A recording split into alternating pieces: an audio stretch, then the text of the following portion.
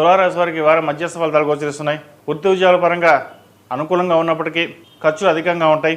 వ్యయ భాగ్యాధిపతి అయిన బుధుడు జన్మరాశిలో ఉన్నారు. రాశ్యాధిపతి అష్టమాధిపతి అయిన శుక్రుడు ద్వితీయంలో ఉన్నారు.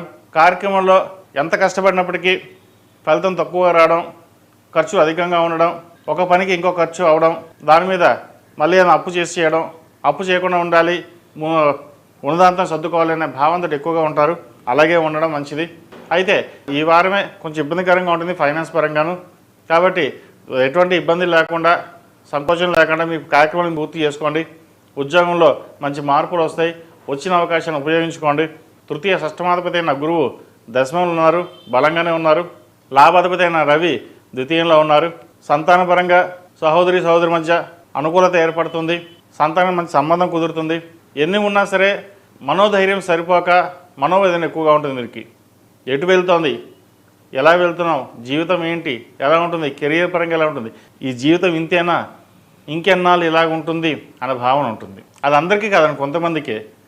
అయితే కొంతమందికి దశ అంతర్దశలు బట్టి, వాళ్ళ జాతకాన్ని బట్టి, గోచారం బట్టి ఉంటుంది.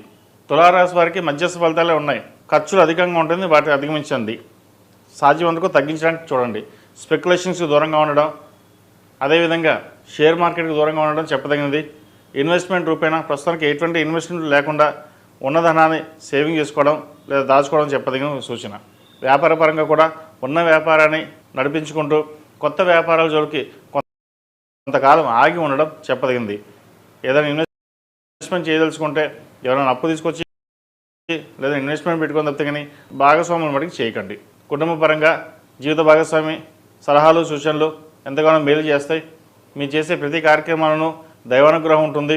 ఎంత చేసినా కష్టపడినప్పటికీ కొద్ది గొప్ప మార్పు అనేది రాకుండా ఉండదా అనే ఆలోచన ఉంటుంది.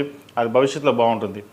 సినీ కళారంగాల వారికి, సాఫ్ట్వేర్ ఇంజనీర్స్కి, రియల్ ఎస్టేట్ రంగంలో ఉన్న వారికి, బ్యూటిషియన్స్, కాస్మెటిక్స్, వైద్య వృత్తులు ఉన్న వారికి కాలం అనుకూలంగా ఉంది. చిన్న చిన్న ఇబ్బందులు తప్ప ఎటువంటి ఇబ్బంది లేని వాతావరణం ఉంటుంది. చక్కగా ప్రతిరోజు ప్రతినిత్యం శుక్రుడికి సంబంధించిన స్తోత్రం పఠించడం కానీ లేదా నవగ్రహ స్తోత్రం పఠించడం కానీ చెప్పదగిన సూచన. ప్రతిరోజు ప్రతినిత్యం ఓం నమో నారాయణ ఒత్తులతోటి దీపారాధన చేయండి. గణపతి ఆరాధన ఎక్కువగా చేయండి. గణపతి అష్టోత్తరం కానీ లేదా గణపతి గకారక అష్టోత్తరంతో గరికతో పూజ చేయడం శ్రేష్టం. అది మంచి ఫలితాలు ఉంటాయి. ఈ రాశిలో జన్మించిన విద్యార్థులకు కాలం అనుకూలంగానే ఉంది. మంచి మార్కులు తెచ్చుకోవడానికి చేసే ప్రయత్నాలు కలిసి వస్తాయి. చెప్పుకోదగిన స్థాయిలో ఇబ్బందులు ఏమీ ఏర్పడవు. విదేశాల్లో ఉన్న వారికి ఉద్యోగ అవకాశాలు కలిసి వస్తాయి. వచ్చిన అవకాశాలని ఉపయోగించుకోవడం చెప్పదగినది. స్నేహితులకు దూరంగా ఉండడం, దుర్వ్యసనాలకు దూరంగా ఉండడం చెప్పదగిన మరో ముఖ్యమైన విషయం.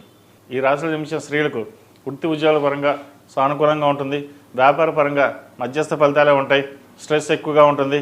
ఆరోగ్యపరంగా కొన్ని జాగ్రత్తలు తీసుకోవాలి. గైనికి సంబంధించిన ఇష్యూస్ ఉండే అవకాశం గోచరిస్తోంది. మెంటల్ టెన్షన్స్ ఎక్కువగా ఉంటుంది. కోపతాపాలకి గురి అవ్వడం ఇటువంటి జరుగుతుంటాయి. ప్రశాంతంగా ఆలోచించి ఏ కార్యక్రమైనా చేయండి, సత్ఫలితాలు ఇస్తాయి.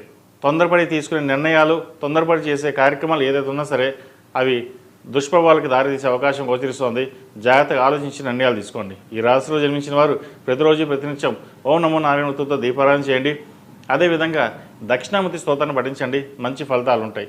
ఈ రాశిలో జన్మించిన వారికి కలిసి వచ్చే సంఖ్య 6, కలిసి వచ్చే రంగు బ్లూ. ఏదైనా పని మీద బయటకు వెళ్ళినప్పుడు గురువారం కానీ మంగళవారం కానీ వెళ్ళండి. మంచి ఫలితాలు సంప్రాప్తిస్తాయి. తదుపరి వృశ్చిక రాశి.